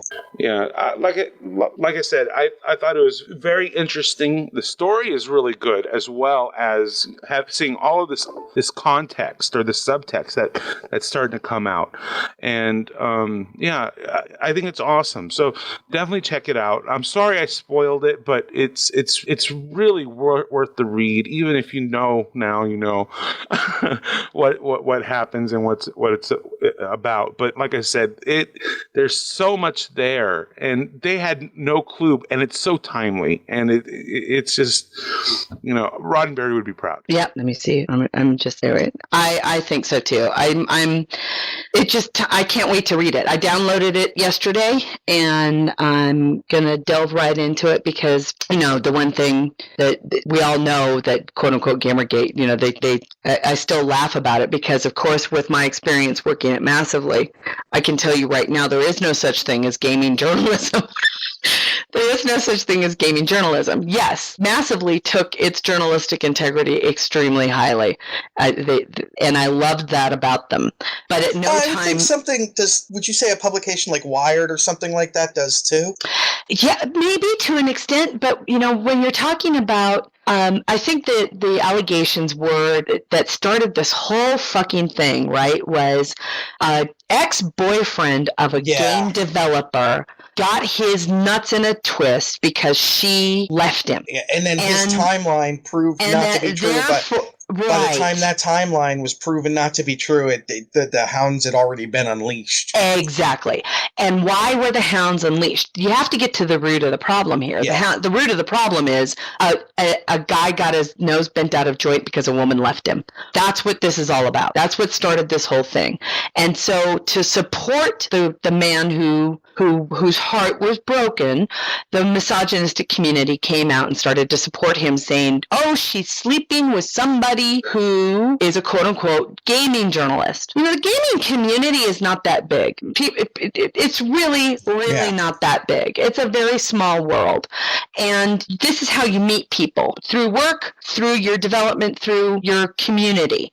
I met both of you through a fucking game. I didn't meet you in person until almost a year later, right, Nick? Yeah. And I'm when I was working for Massively, I did not meet people at Cryptic personally until I fucking went out and went to meet them. Why? I wanted to go and write articles about the game, about Star Trek Online. I really liked it. Now, if I had not been married and I met somebody and I thought, oh gee, and he asked me out on a date, I would have to seriously consider. Would I have to seriously consider not writing about Star Trek Online anymore? Maybe. At Massively, probably, because they had a kind of that line in the sand. I would have written about another game, maybe. I don't know. There is that thing. The fact of the matter is none of that was true in this case. Well, you got accused of sleeping with people. My God. I can't even tell you how many times I was threatened with physical violence, or that I was charged with the quote-unquote, well, it doesn't matter, she's just fucking sleeping with them anyway. And which, I would just roll my eyes and go, "You're kidding. This is just how pathetic this industry is, or the gaming community can be." Not all of it is like that, but there is certainly a foundation of people who really do believe that somehow my journalistic integrity would have been messed up because I knew these people. I don't know. I don't know what the thing was. It's like, you're not allowed to speak with people in the gaming community, yet I'm supposed to be able to write about them. I don't understand how that works out. Not the least of which is, at the end of the day, even at Massively, we avoided the word journalist. Right. Why? Because I was a fucking blogger. Right. It was my personal opinion. I wasn't making tons of money. And I can tell you right now, AOL ain't making tons of money on Massively. That's why we all got laid off, because we weren't making money. We weren't pulling in the numbers and spending my less than one, how do I say it? I got paid about $50 for anywhere between 1,000 and 1,500 words of an opinion piece once a week. That ain't that much money, folks. So if you think that there are journalists out there who are making an annual salary from this, you're high. Well, one thing that really makes me laugh about this whole thing, and the derisive laugh, not the happy laugh. People that complain about the game that she created are people that, one, wouldn't know it would exist, and two, would never, ever play it. No. But they're going to be mad. It's not like I think that's what's so weird, is that somehow there's this idea that broadening games and making them more interesting to those people who might want to play them, i.e. women, people of different sexual orientations, it doesn't matter, that broadening it up for a wider market somehow lessens their own characters in the game. I don't know what the threat is. I don't think that her putting out that game is going to keep me from playing World of Tanks. Thank you. What I mean? And exactly. And here's the thing. What if they, not to say that there are certain stereotypical things that women prefer to play than men do. World of Tanks is a great example. How are they going to widen that so women are more interested? Oh man, we had 2 women last night that kicked our ass. Well, there you go. See, it doesn't matter. Women are either going to be interested in, right. I was cheering for them after they blew me out. I can't hit anybody. Women are going to be attracted to what they as an individual are attracted to playing, not based on the fact that they have a vagina or whatever their sexual orientation may be. It doesn't matter. They're going to be interested. Any person's going to be interested in playing a game that interests them specifically as a person. The fact of the matter is, there aren't a lot of games that cover the majority of interests right now, whether that be what we call quote unquote female games, which is bullshit. It's a bad. Yeah. It's just bad. I don't want to use the term, but there is definitely a core group, especially in first-person shooter games right now, that and GTA and other games, which are destructive towards the female persona in the game. Those can be very difficult to play. You know what's really funny about that? Do you know who probably the best Halo player I know is? Sadie Grace. See, and I understand. Well, who else plays Halo? Is Melinda Snodgrass? Yeah. She and Aisha Tyler. Isn't she like a Halo master? Oh, Aisha Tyler. She's I know. I adore her, right? So to say that those games aren't made for women is bullshit, because I know so many women who play them and love them. But I like Alan's comment. He says, they don't, oops, darn it, I just lost it. Do you think that's part of it? I think that's maybe part of it. They don't want women to become good at games because they don't want to be beat by a girl. Oh, they're getting beat by a girl now.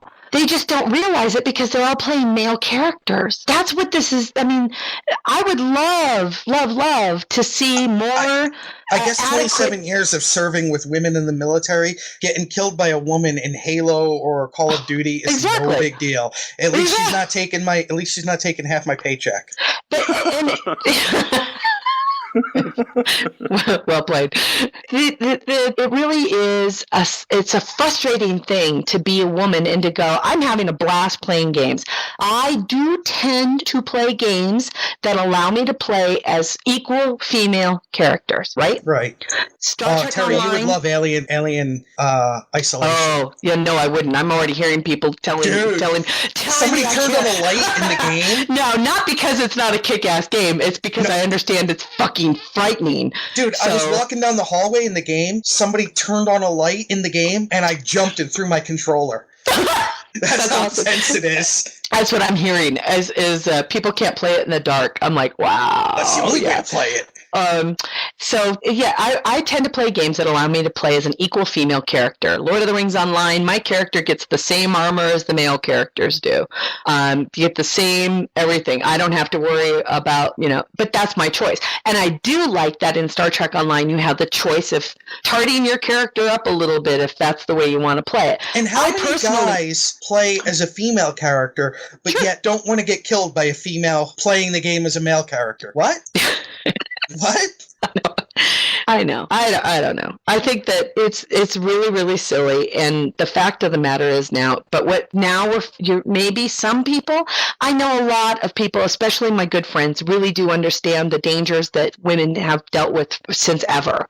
But Gamergate is a really good example of getting news out and getting people to understand what we have really had to deal with. And that is a really true and verifiable and terrifying sense of danger over the fact that it comes around just to the fact that because we're women or because we're gay or because we're something other than what the quote unquote people who idolize and drool over the term gamer. Is there anything that's been to the point done to show what I doubt that they can, like the age group that the people making the worst of the comments fall into? I don't know if you can really categorize them because is it 50-year-old guys? Is it I don't think that we have the ability to determine that because it's all so anonymous. Because it's so anonymous and you don't know. So and not the least of which is, remember how we were talking not too long ago, actually it was Alan and I and my brother. Yeah, I remember that. We talk about, women are trained, even to this day, women are trained from the moment they're born that they are girls and that they're supposed to be, and it's done even by the most amazingly intelligent parents. They don't realize they're doing it because they're so ingrained. It's like, oh, my little girl needs to be this way. And of course, fathers are trained to be ever so much more protective of their little girls because they know how little boys are trained to treat little girls, right? And so we're still. I was trained to treat little girls with respect. Yes. And it's sad that there aren't many people who do that anymore. Right. But the thing is, though, I still get looks it's even when I deeper open a than door that. for a woman. What's that? I still get looks when I get out of the car and open the door for a woman or open the door walking in. Looks like, what the hell are you doing? Yeah, that's kind of a shame because I would do, but then again, I see that as a human courtesy. I don't see it as a female-male courtesy. I open the door for Alan. Well, he doesn't give me a hold on, though. That's because Alan, you have to lay out the red carpet in front of him. No. For those that have never met Alan, when you go to where he works, it's very interesting. He walks in, all eyes lower to the floor. They don't look up until he passes back. As it should be. No, I mean, it really does. It comes down to it. We're still dealing with generations and generations and generations of training. And the fact is that a majority of people really don't unlearn that stuff. Absolutely. That was Alan's answer. Yeah. We just don't unlearn it. And until you have to work. You have to work at it. You have to work at respect. You have to work at love. You have to pull your head out of your ass and go, okay, it's time for me to, remind myself, no, just because I see myself as an equal woman, many men do not see me that way. How do I try to get them to understand I am their equal? You know what? Terry, let me ask you a question in this realm. Is it do you, because I had this conversation this week with somebody. Mm-hmm. If I order, if I'm at a restaurant with a woman and she says, you know what, I'm going to have the, I don't know, the salmon and a white wine. You know, I'm still a guy that will order for a woman. But again, that's how I was raised in that like Sicilian. You know what I mean? Do you see that as looking down at the woman, or I was always taught that? I personally don't. But then again, I could see where you're going to laugh because I did it to Alan. We were in Florida. And I started to order for him, and he barked, and he barked at me, and he says, "Why are you ordering for me?" And I had to stop, and I kind of went, "You're right. I shouldn't be. It's your fucking order. Why am I ordering for you? I don't know." So I would see it, you know. I was brought up that it was like a gentlemanly thing to do. It was at the time, but you know, that's passé now. I hate to say it, but it's true. Yeah. There are certain things that are passé, and it's okay. It's okay to say goodbye to that. It's not a loss. I think that anybody that I've been out with, that they know I'm not doing it as it's just, to me, it's like opening the door for the woman at the car, or driving up to the entrance and letting her in when it's raining. She did it for you? Huh? When it comes to anything like this, if a woman did it for me, that's when she gets the business end of my hand. And there you go. That's why it's wrong. Then you have to say, maybe it's not the right thing. No, I've had it done. It doesn't bother me. Okay, and that really does. It comes down to the person versus person thing. It's a personal relationship. But I don't see it as an attack on women. I was told it's an attack on women. Well, then that's a woman who doesn't understand that. Yeah. Etiquette is never meant to be hurtful. It's meant to be helpful. And the fact is that we're in yeah, go ahead, Mike. I was just going to say, the only time that I think it would be appropriate to order for another person is if A, you know that person fairly well, and B, if you're, say, at a restaurant that you have been to before, but they have not. I mean, to me, that seems like it would be an appropriate time to order for someone. It's like, I know you're going to love this. Oh, that's, yeah, no, I agree, Mike. That's a little different than, yeah. But see, there was a time that a lot of these pieces of etiquette, what we call etiquette at the time, really did arise out of the man's authority at the table. Yeah. And the man held the authority, and and so therefore he must be the one to place the order. And that was, what do you want? Okay, everything is funneled through the man. And for a man who's told, oh, you're just being nice, that's the way men are being trained, right? They're told, this is just being nice. But a woman who's on the other side of the table is now told, you don't hold the authority anymore. You must funnel everything through me. That's being told we must tender our power. And as innocuous as it may seem to somebody who's trained to think, I'm just trying to do something nice, they're not going to understand that the other person on the other side of the table sees that as an affront, because what do you mean I have to put everything through you? Does this mean if I fall in love with you and get married, that now I have to tender my checkbook over to you, and I lose my credit cards, and I lose my power and my right to vote, and I have to? It's an automatic, very, very, very subsurface position of power. Well, and a lot of men do not understand the representation of that, and that's why we're dealing with this now. That's what I was going to ask you and Mike, because look, you both know me, and for all the jokes and sarcasm and everything, you know that how much I love and respect women. Terry would not be friends with me if I didn't.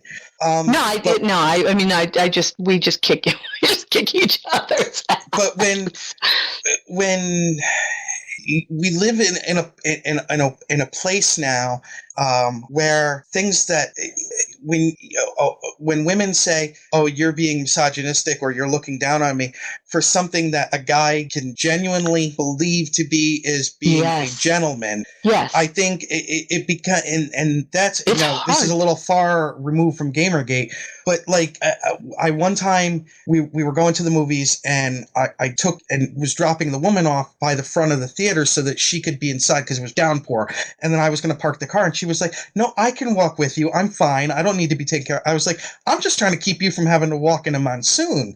There's nothing, And And not the least of which is, you know, you're right. And she shouldn't have taken that as an insult. She shouldn't have. Because, why? Because I know you enough to know that you would have done that if the person had been a man. I was going to say, if it was Mike, if it was Magnum, you know, anybody, I would have, you know, even Sunsail. Kid and I had driven up to the sidewalk for Sunsail. You would have taken her through into the lobby. I would have driven through the glass and then backed out. But that's that's the thing. But that comes with personal experience. That comes with, and like I said, our generations are in a constant state of flux right now, and when I see memes, our generation's unlearning things. When I see memes and everything saying, "Where have all the gentlemen gone?" Well, we're here, but we're not allowed. Well, you're kind of not allowed. We're getting yelled at when we're being a gentleman. Yeah. Or the way we were raised to be a gentleman. You know. I personally can't wait until we get rid of the damn term. Why can't you? Really, etiquette is a human thing. It needs to be, like I said, there's no reason why, if I were driving the car, I would drop Alan off. It has nothing to do with his gender, his sexual orientation, or even the fact that I'm married to him. Yeah, it's a nice person thing to do. You know, Lanny brings up a really interesting point. Many women are uncomfortable with many gentlemanly acts because of the whole, quote, nice guy phenomenon, where guys expect every nice act to be rewarded with sex. Well, isn't that... Because we're trained to think that way, Nick. You may not understand that, right? It's the very first date you go out on, right? Your mom pulls you aside and says, okay, well, you know, this is what's going to happen, and this is what, and he's going to be expecting this, and this is what's going to, this is exactly how we're literally trained to think. That it's, you know, we were talking about that video where the woman is catcalled through New York, right? Catcalling is, it's terrifying. What that woman went through, men may not understand the intention behind the catcall. But the intention behind the catcall may be nice. Oh, hey, baby, you looking good, right? That's a compliment. But women are taught that compliment does not mean what it thinks it means. You think it means. That compliment is, hey, baby, if you were around, I would pay for that. I would pay for that. I would fuck it, and I would rape the shit out of it. We're taught that that's all men want.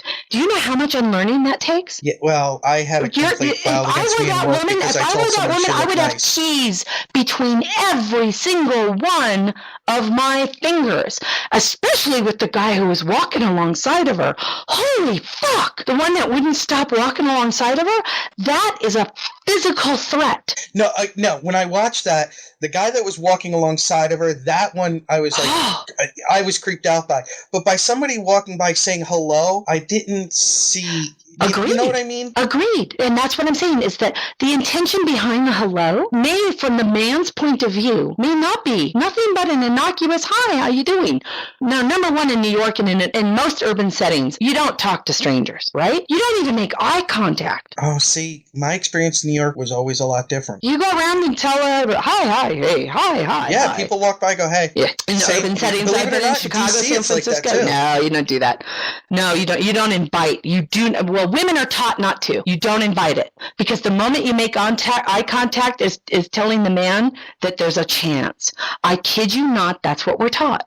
So you keep your head down. You look at your feet. You are subservient, because the moment that you lift up your head and you make eye contact, you're telling them, it's okay, I want it. I kid you not. It is that simple.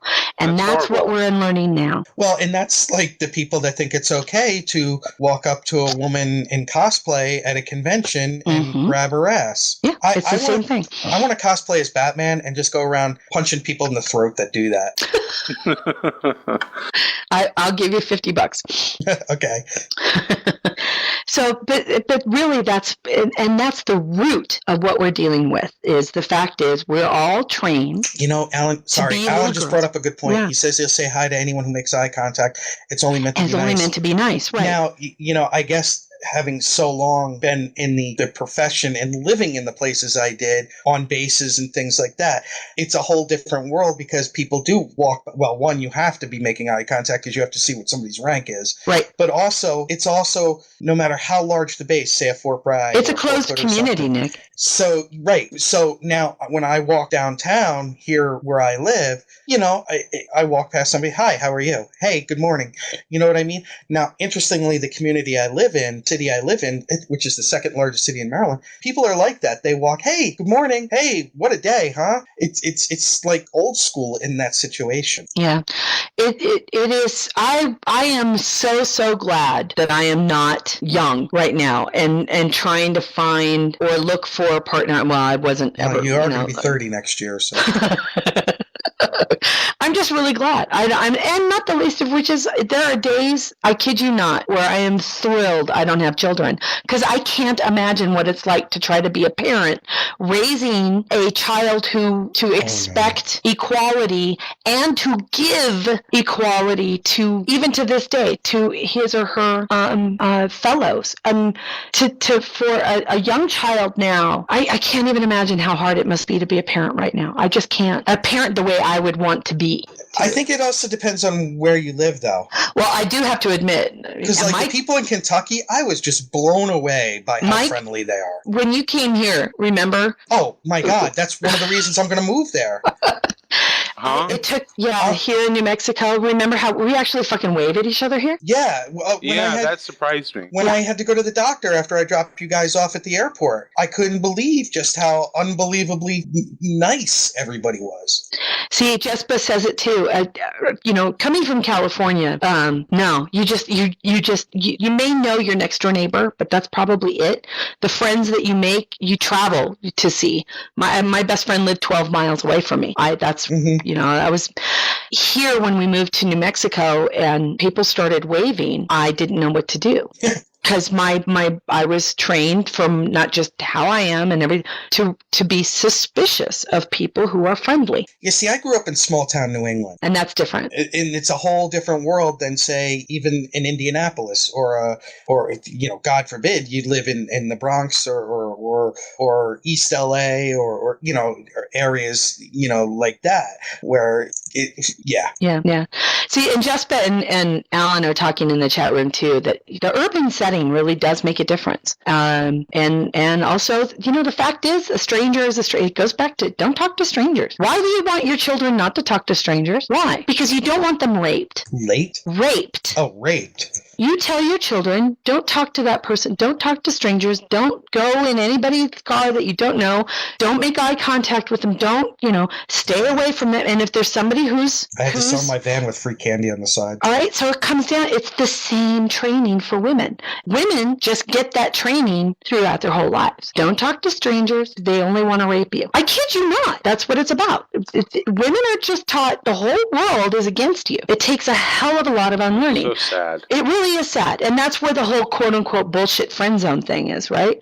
Oh, please don't get everyone started. If somebody, I heard you guys had the conversation, which made me laugh. And I thought, I'm glad you guys had the conversation about it because it's an interesting thing. But in the context of, the consistent, it goes hand in hand with everything we've been talking about today, all the way back to, the whole thing that started this conversation off, which was Gamergate. It all goes down. There's an unfortunate refusal by a small group of very vocal, heinous people who are willing to place people into physical danger by some mentally ill individuals because they're out there because they don't comprehend. What's that, hon? I wonder, do they talk to their mom like that? There are people that do. Yeah. Oh, that's sad. I know. Why do you think, if you ever watched Beyond Scared Straight, so many of those kids are going through the program because it starts with them treating their and it's usually no father involved, the mother like shit. And the one thing that all the inmates have in common is how dare you disrespect your mother? Yeah, Jen, you've got a good point. She says Terry's really not wrong. It's about it's not about training, but when your friends get raped, assaulted, etc., it doesn't take much to turn you into a hyper-aware, hyper-vigilant person. Jen, absolutely. I think that your mothers train you. I think your fathers train you too. I think fathers train women into being their little princesses is and making sure that they're supposed to be protected because the man is supposed to protect them. And men do treat their daughters differently than they do their sons. I would never treat my daughter differently. You lie. Looks away. But, what is the current statistic right now, my dear Jen?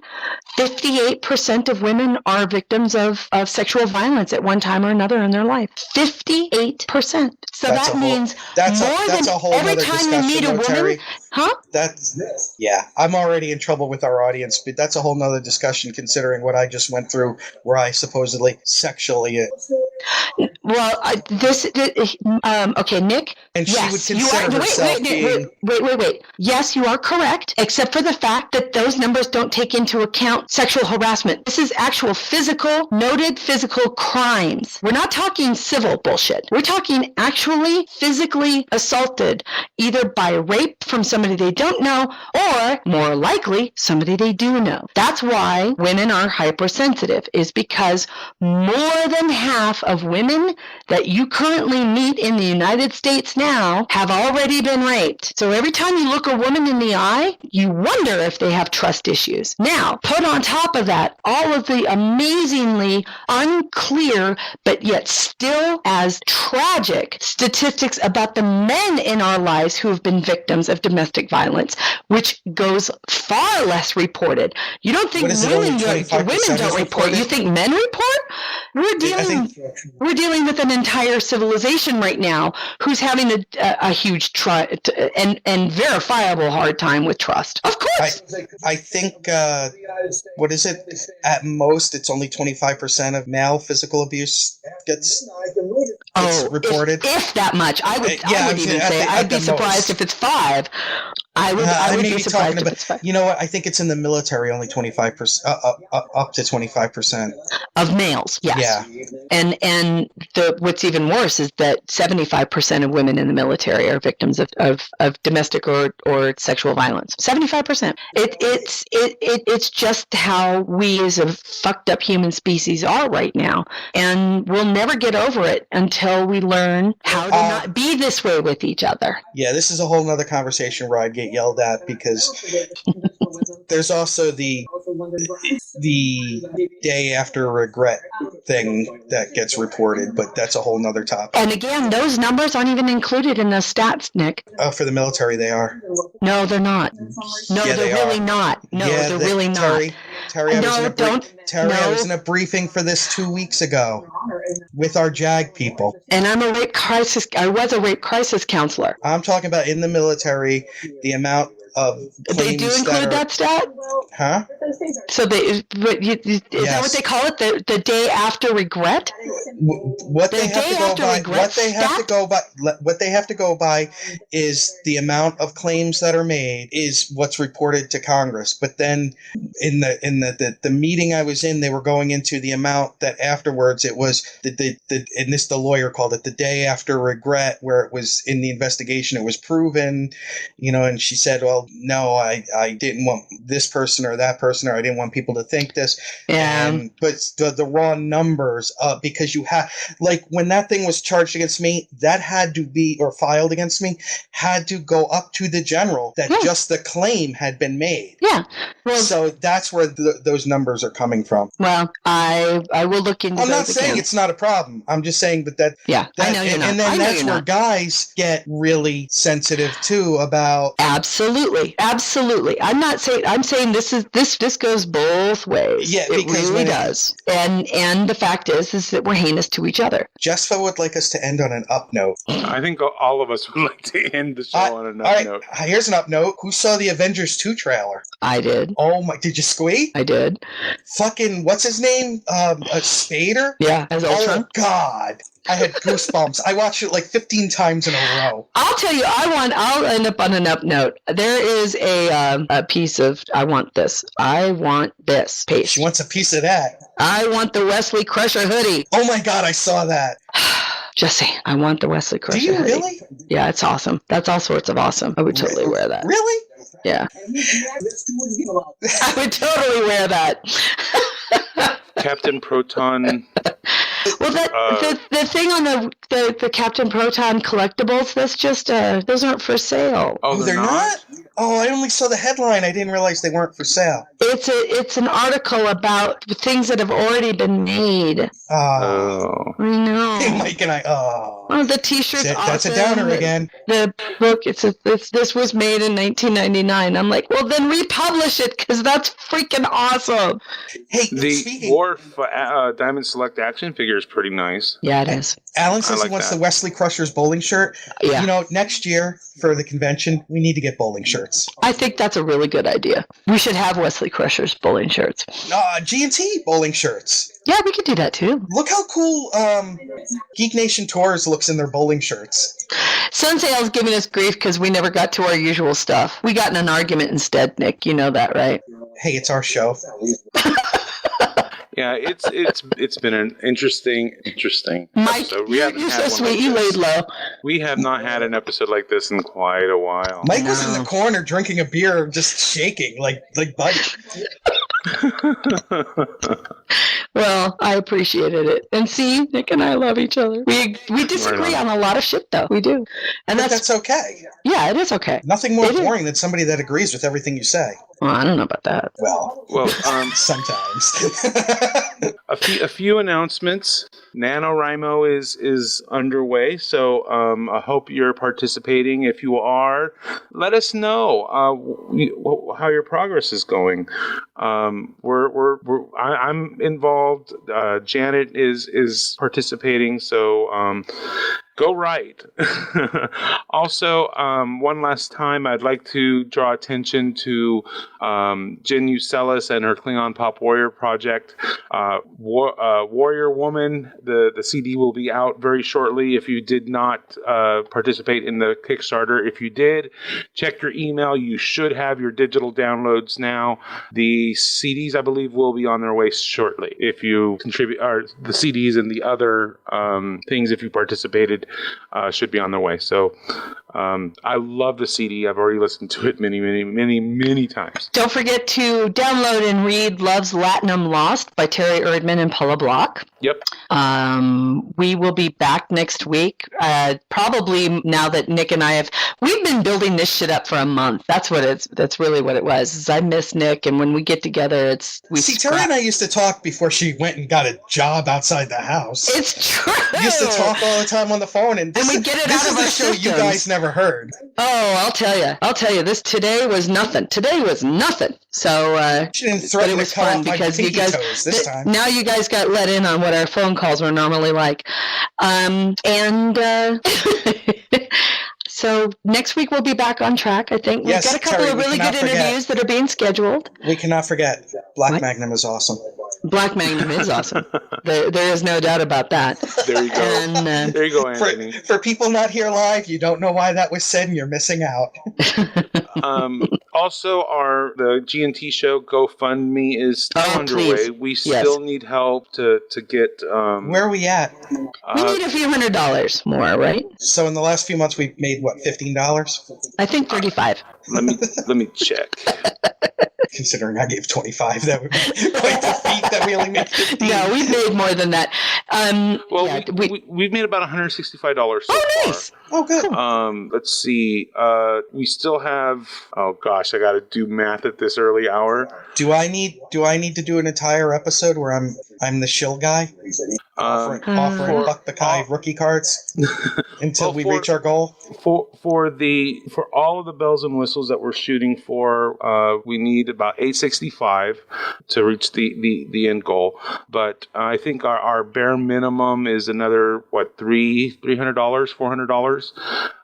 So anything you can do to help, it would be fantastic. And I'll include a link here in a moment. Cool. Yeah, we could really use the help. I know that we'll be moving forward with getting everything over to a new server that has more memory to allow for better functionality of all of the stuff that we have, especially the chat rooms. And $865. Okay, so we need about $865 to get me, and that's for all of the stuff, right? Yeah, that's not only the server. That's our best case scenario stuff. Yeah, that's all the all the subscriptions, all the plugins, all all brand new theme. The server, which is the most important, that's going to go first off the top. And then everything else after that is just, checking things off my wish list.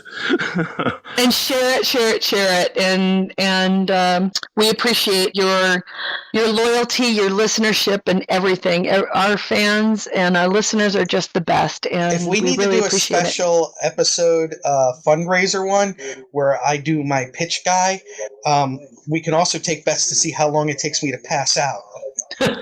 Or how long till your voice gives out. Till my vocal cords explode. He's bleeding out of his eyes and nose like he's got Ebola. Like, they're only $10 short. Come on, somebody, make it happen. Who gave the $9, you bastard? Oh, that'd be funny. Well, again, thanks everybody for listening, and we do really appreciate your support. And thank you for letting Nick and I kind of go off on each other. It felt good. Remember to tell your friends to listen to us. And as Felicia Day would say, she'll subscribe. There you go. There you go. Anything else, Mike? I think that's it for now. Forgive me if I'm forgetting something. I probably am. I probably am too. We'll figure it out. We'll get it there next week. Yeah. Jess was giving me way too much credit that the over-under would be an hour and 15 minutes into the show. Yeah, I think so. I'm thinking more like about 2.5 minutes. At 9:30, I'd be in the hospital. Have a great one, everybody. We'll see you next week for episode 166, probably on better behavior than we were today. But you never know. It depends on how hormonal I am. Nice. Ciao. Kapla. Joe Lantro. GNT Show is a Busy Little Beaver production. Music for the GNT Show is provided by Warp 11, Grethor, 5-Year Mission, and Andrew Allen's Smooth Federation. I'm gonna take a 5-year tour. Boldly go where no man's gone before. I'm gonna travel to the end and make new friends. Move ahead, walk back to 10. Put a mini skirt on my old man. Represent the human race. And we make this a happy place. To boldly go where no man's gone before. I think I've sang that line once before, but I'm not too sure. We'll be so happy, can't you see?